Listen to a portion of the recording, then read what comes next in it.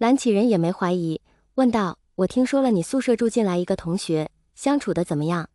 蓝忘机迟疑了一会，才说：“挺好的。”蓝启仁点了点头，道：“我知道了，你回去吧，你们2个人都请假。”蓝忘机点了点头，我没有报运动会。蓝启仁应了一声，然后蓝忘机就出去了。蓝忘机回到宿舍的时候，空气中信息素的味道已经淡了很多，但是还是可以闻到。蓝忘机轻轻地皱了皱眉，他似乎现在好像并不想让他的信息素闻不到了。床上清秀的少年依然在沉沉的睡着，神色却已经好了很多了。但是刚刚因为临时标记的太急，魏无羡脖子后面的齿印都没有来得及好好处理。蓝忘机想到这里，不由得有些懊恼了。要是因为处理不当感染了怎么办？想到这里，蓝忘机赶紧从自己的抽屉里面拿出医药箱，然后从里面拿出纱布酒精。魏无羡现在还在睡觉，蓝忘机只能把他从床上抱起来。他轻轻地让魏无羡靠在自己的肩膀上。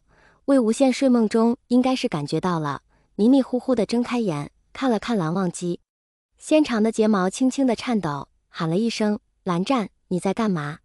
蓝忘机语气不变，说道：“需要给你处理一下你脖子后面的伤口，没事，继续睡吧。”魏无羡声音有些哑，又带着一丝软意：“好。”说完又闭上眼睛，靠着蓝忘机的肩膀睡着了。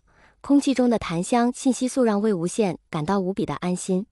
脖子后面的齿印已经开始红肿了，蓝忘机动作轻柔的上药，然后包扎好，看着已经在自己肩膀上睡着香甜的少年，心里忽然就软了一块。怎么醒着和睡着这么不一样啊？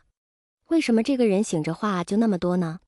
魏无羡这一觉直接睡到了下午，主要他是被饿醒的，醒来还有一点懵，就是感觉自己神清气爽，一点不舒服的感觉都没有了，身上也不热了。不过他是怎么回来的？这个时候脖子后面传来的轻微刺疼，把魏无羡的思绪给拉了回来。他摸了摸自己脖子后面的腺体，感觉和平常没什么两样，但是一摸的话还是有些疼。魏无羡伙食电光间想起来了，他不是刚跑完长跑吗？然后发情期到了，然后好像是蓝湛把他抱回来的，再然后怎么样了？完蛋了，完蛋了，他不会是趁着自己发情期把人家蓝湛怎么样了吧？应该没有做什么出格的事情。魏无羡喊了一声：“蓝湛！”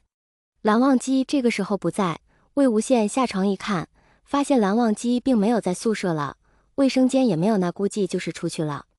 蓝忘机一不在，魏无羡就开始胡思乱想了，蓝湛为什么不在啊？魏无羡小声地说道：“还真的不会是趁着自己神志不清把人家蓝湛怎么样了吧？”这个时候，蓝忘机就从外面回来了，手里还拿着一些吃的，还有一些零食。蓝忘机一回来，魏无羡立马就跑了过去，喊了一声：“蓝湛，你干嘛去了？”蓝忘机道：“你醒了。”魏无羡点了点头，看着蓝忘机手里的饭和零食，眼睛都亮了，问道：“蓝湛，是给我买的吗？”蓝忘机点了点头。魏无羡笑了起来：“这是什么好事友？”蓝忘机把手里的零食递给魏无羡，魏无羡一看，差不多全是自己喜欢吃的，对蓝忘机的好感度又刷了好几个层次。不过魏无羡还是关心自己有没有把人家蓝湛怎么样了，问道：“蓝湛，我有没有把你怎么样啊？”蓝忘机没反应过来，问道：“什么？”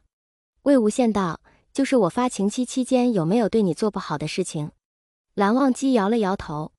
魏无羡有些不相信，又问了一句：“什么事情都没做吗？”蓝忘机想了一会，还是摇了摇头。魏无羡说道：“那为什么我的脖子后面有些疼？”蓝忘机真的是有些无奈了，这个人一点都没有一个 omega 的觉悟。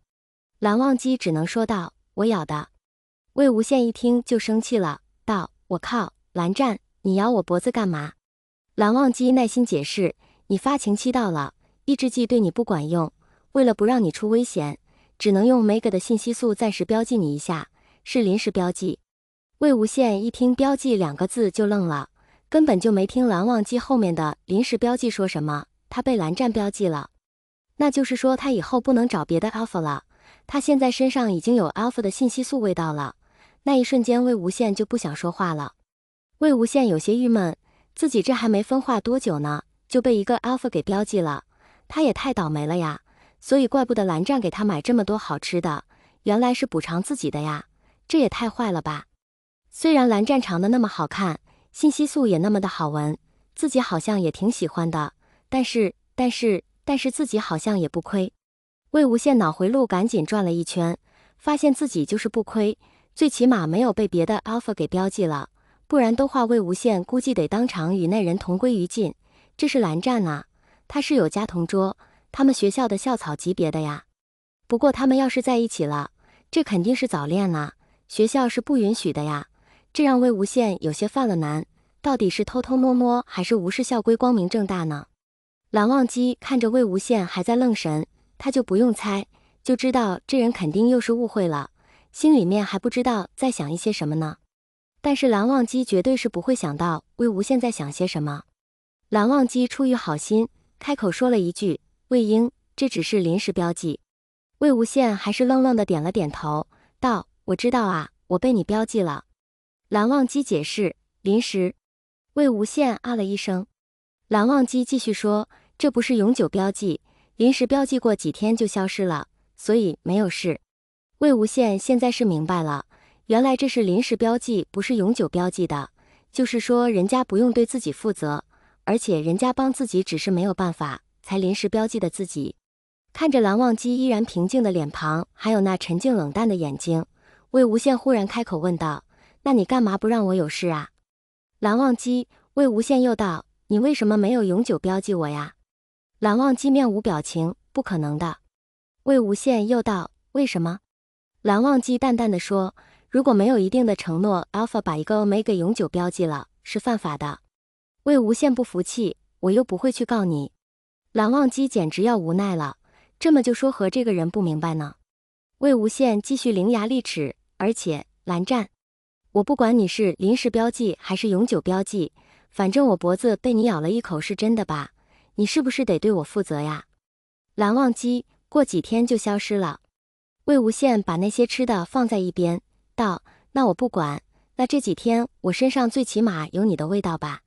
蓝忘机嗯了一声。魏无羡继续说：“那不就是了，咬了个没给一口还不负责，我还以为你要对我负责呢，原来你给我买的好吃的就是对我负责呀，好吃的就想收买我呀，我告诉你蓝湛，你就是一个渣。”蓝忘机难得的让魏无羡说的有些懵，忽然就不知道该说些什么了。